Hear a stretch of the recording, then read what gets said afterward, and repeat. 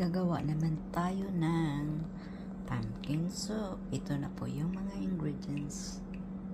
Yes, coconut milk. Ayan. Alright. Ayan na po. Ang ganda. Beautiful. So, ito na po yung ating atin na po siyang i-bake muna natin.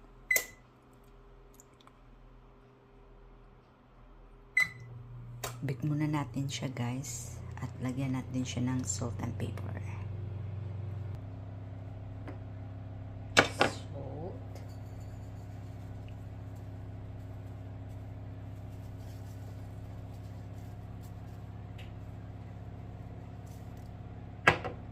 And pepper.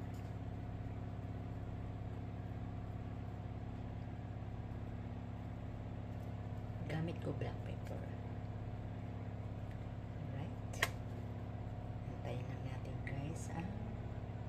Ating oven na uminit.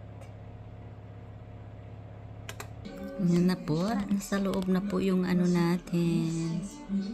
Yan. Antayin lang natin, guys. Hanggang siya po ay lumambot. At isusunod natin ang proseso.